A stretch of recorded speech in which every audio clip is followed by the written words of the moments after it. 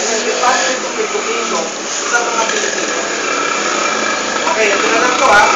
Tanong ko lang sa inyo, bago dumating ang mga Kastila, bago tawagin ang Pilipinas, ano ang pangalan ng bansa natin?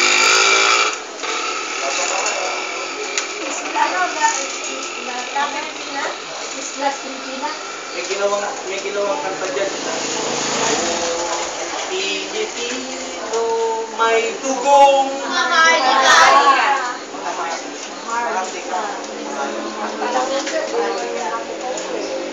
Talagang mahal ito. Mayaman ng Pilipinas. Pilipinas, dahil sa Kastila, dahil kay King Philip. King Philip. Dinalitan nila. Inaasa nila ang ating kultura. Meron tayong ang language is written and spoken. Ano nangyari? Sinira nila yung spoken, hindi na kahit sirain. Sinira nila yung written. Pinalitan nila ng Roman alphabet. Pero ang unang-una talagang Philippine writing natin is the baybayin. Yung talagang original natin, syllabulus. Ngayon, merong ang Royal Maharlika Darussalam Advocacy Cooperative, i-advocate all over the Philippines ang cooperativism. So, ang movement ko, Sultan Muhammad Isa, is to campaign nationwide on the values of cooperativism. Kaya kasama po natin sa Delco. Mag-uulat ng Pilipino na dapat ang gobyerno ay convert to a cooperative. At bawat Pilipino dapat bigyan ng bagong edukasyon, tulungan sila na magkaroon ng bagong karunungan at kaalaman na tama ayon sa original na kasaysayan ng ating. Kasi nawala eh. Yung history natin, update po tayo. Kagaya nga, sino dito tumatanggap ng pera ng 4Ps? 4Ps. Binibigay ng ano? Pantawid pamilya. Yung pantawid pamilya.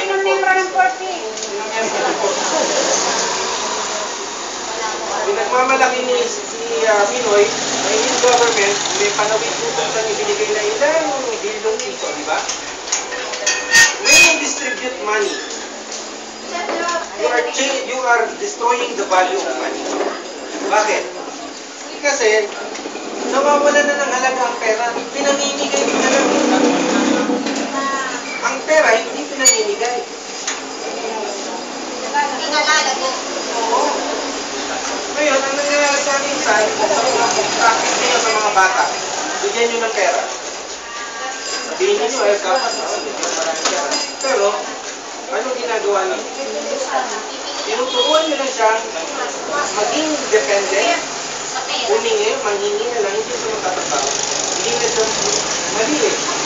Na mali yung ginagawa natin. So we have to change that. Doon magsisimula eh, meron kami education program to really change our culture. Hindi mo dapat bigyan ng pera ang bata. Kasi sinisira mo yung value ng pera. Mabilis mag-deposit ng pera pag pinagiging nila. In-encourage mo yung katamaran. Dapat, pag nagbigay ka ng pera, dapat mayroong kapalit. May kapalit. Kailangan may gawin ka muna sa bahay, anak. Oo. Nagbukas ka ba ng plato? Nagbilis ka pa, wala ka na lang ginawa. Bakit kita bibigyan ng pera? So, para maisip niya na may value ang pera. Basta na lang, iniisip na lang. Eh wala, pinaminas natin. Kaya naimip ang bata, ano, kinalala niya. Tapos ito pa ang ginagawa ng Department of Education. Kakakapal ng mga libro na pinababasa sa bata na hindi naman maintindihan.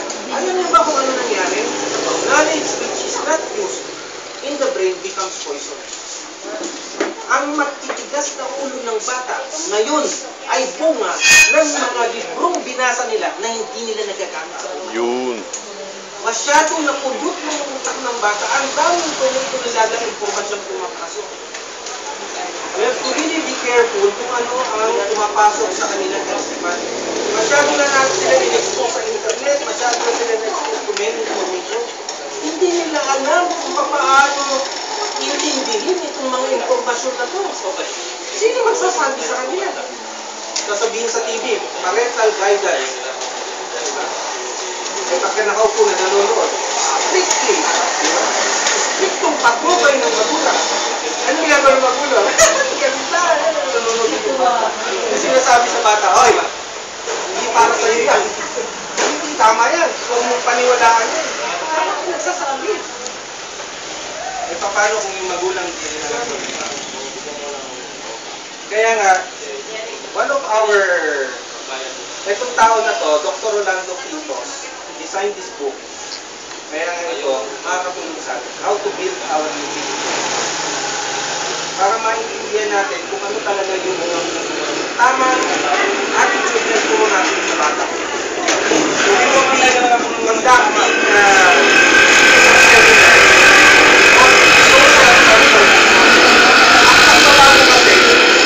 dahil binigyan kayo ni Sultan Muhammad Isa ng pera at pinayaman kayo ni Sultan Muhammad Isa. Ang pagbabago magsisimula sa pagbabago ng ating paniniwala. Doon nagsisimula lahat. Kaya yung belief system natin has been corrupted. Napasukan ng virus. So kailangan linisin ito. Kaya may antivirus mga Muhammad Isa. Antivirus nyo na lahat. Meaning everything.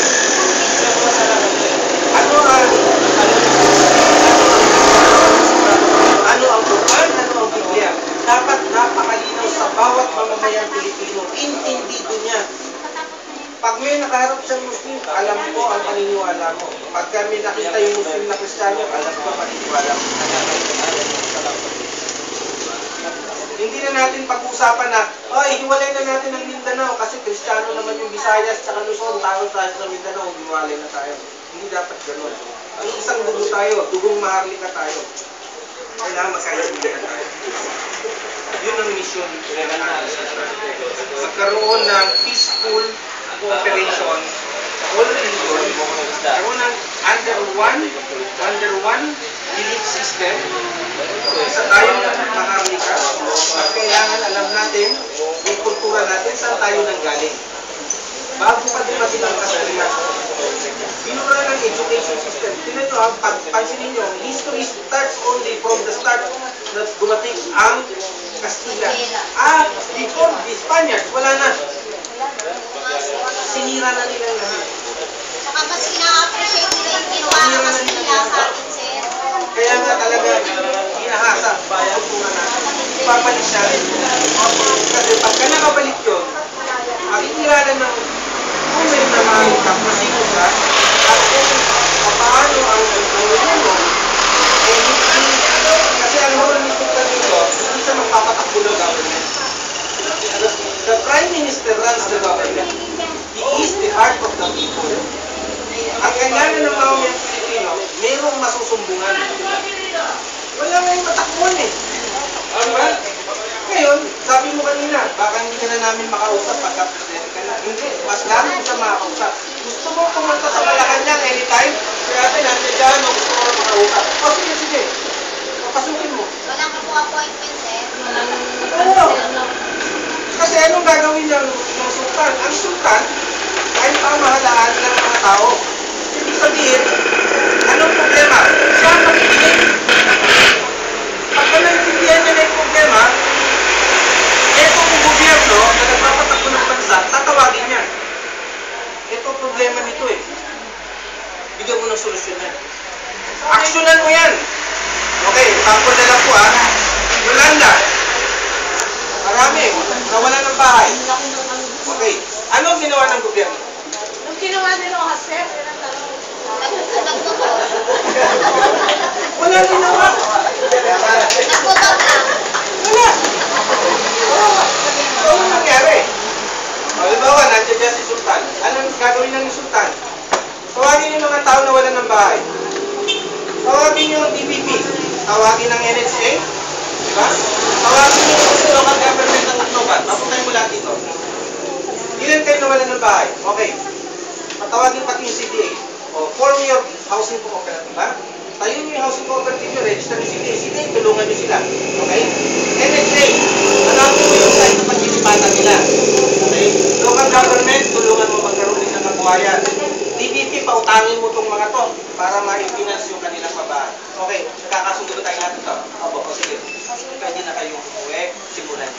Yeah.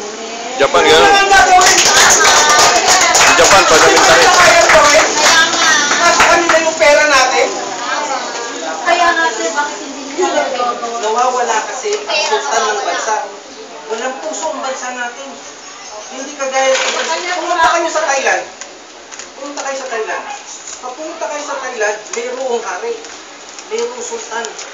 Hindi nakikialam ang sultan sa gobyerno.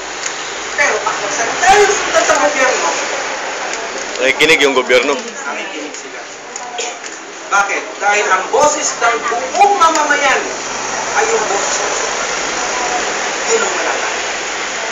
Ayos. Yun ang wala tayo. Siya, hindi siya nag-apply. Pinili ito. Pero Muslim ko hindi nagkasal. Kaya ka ayaw niya eh. Pero pinili ako eh. Ikaw ang hinihan para mamuno. Tinanggap mo. Pero pagka December 10, dineclare na siya na kandidato ng bansang Pilipinas, sigurado, nagagsan na natin.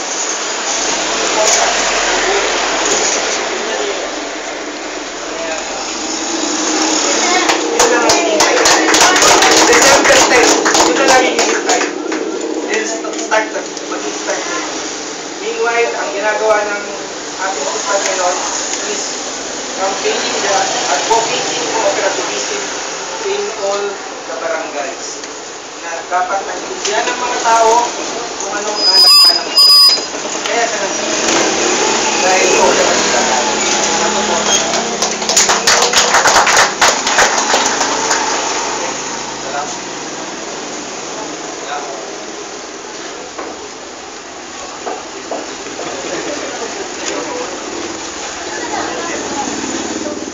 Ang ibig sabihin nung, alam niyo ba ibig sabihin nung asalaman alaikum? Sir, Ano ibig sabihin? Muslim ako sir eh. Muslim. Nanay ko. Ano ibig sabihin? Salam. Pero parang Kapayapaan. depende sa pag-ibig. Ang ibig sabihin nun, ang kapayapaan ng Diyos. Kaya pag sumagot, sasagot naman sila, ay kumasalam, ang kapayapaan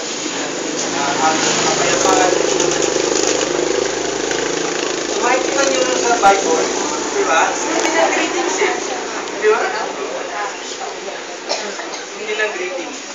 So, nagkakaroon tayo ng, sabi nga ni, nung sa speech ni Sultan Language barrier. Language barrier. Pero i-resolve natin yan sa proper education. Para magkakaintindihan at magkakaroon ng peaceful coexistence Muslim and Christian.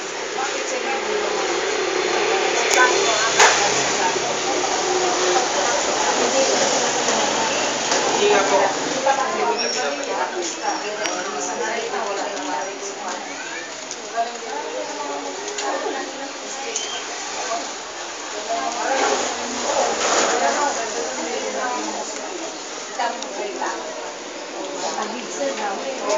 Meron po kasi talagang panahon. Sabi nga ni Agdag eh, tamang panahon. Tamang panahon. Nation eh, di ba? Kaya may tamang panahon talaga para sa lahat ng bagay. Paamo po ang ating Kuya Tim. Ang hepe ng housing at saka ng pag-ibig sa tamang panahon. Inshallah, isa sa mga minister talaga. Ang pamansan po,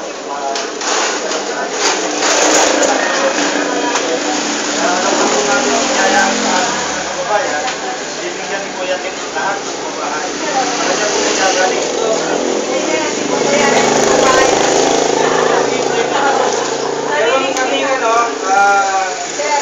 volunteers registration form ng New Philippine Sultanate para at least Libre yun, libre. maalala niyo po yung ating mga napag-usapan ngayon. At freely po you could register as a volunteer advocating the cooperativism. Kayo po yung isa sa maging tagapagtanggol na ang ating pamahalaan ay gawing kooperatiba na pag-aari ng mga pakikinabangan ng Pilipino at hindi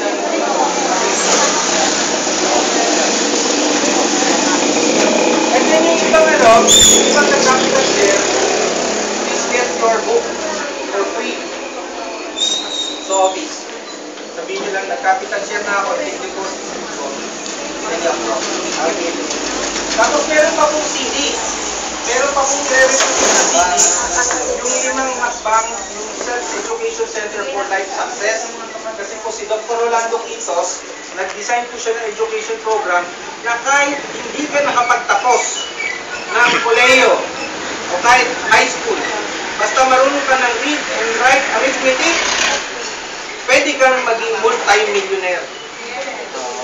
Meron siyang formula, yung naka-CD po siya, i-burn natin, lahat ng nag-capital share, bibigyan po natin ng kopya. Bibigyan po natin ng kopya para panoorin po ninyo, pag-aralan po ninyo, kasi po ang mga anak natin, dapat na hindi ako nakatapos, hindi ako asenso. Mali po yun. Mali po yun, kolehiyo, diploma na lang, para umasenso ka. Dito, papaliwanag ni Dr. Quitos, ano ba talaga ang kailangan para susundan o sumasenso ka, hindi lang dahil sa diploma. Diploma is not a guarantee for a good life. Maraming tapos ng college, pero walang trabaho. Isang tapos ng education, domestic welfare, tapos ano na nangyari doon? Nag-aaral ng doktor, pagdating sa Amerika, nurse, ano na nangyari? May age limit po kasi dito eh. Ito pong si Rolando Quitos Ay, sorry. speaker po ng Malaysia. My name is siya po ang sinunod ng government ng Malaysia. Pag-party po sa akin. Kaya po siya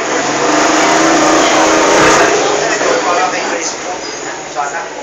Pero magkakausap po ng Sultan Muhammad Isa, ang sabi niya, hindi ito para pagkapat ng Facebook. Para ito sa iyo. Kaya po hindi na sa atin may pinipiliyatin ng distribution para dito sa iyo. Summarize ko lang po. Hindi po. Nakakatuwa po kasi yung limang hakbang na sinasabi niya, unang-una lang po, ay yung malaman mo lang na ikaw ay anak ng Diyos. Malaman mo na ikaw ay anak ng Diyos, binigyan ka niya ng talento, diskupin mo ano yung talento na binigyan sa inyo ng Diyos. And then, alamin mo kung paano ka ka ng servisyo mula doon sa talento na binigay sa inyo ng Diyos para sa kapwa-tao mo. Tapos mag-desisyon mo. Napakasimple lang po ito. Ngayon po, isa po dun sa naging estudyante, dinevelop niya po itong Sultan Oil. Ito yung inventor, gano'n, at itong promote din po ito ng ating cooperative. Ay gusto ko pong mapakilala sa inyo kung gaano maganda to.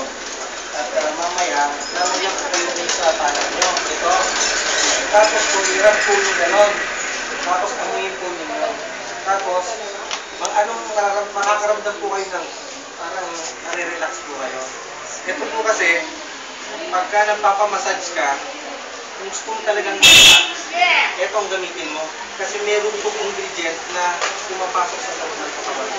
Nare-relax ka. Siguro pinamasahe ka pala, tulog ka na. Marami po siyang meron siyang folic acid, zeolite, sunflower oil, olive oil, peppermint, eucalyptus, puro mga natural ingredients.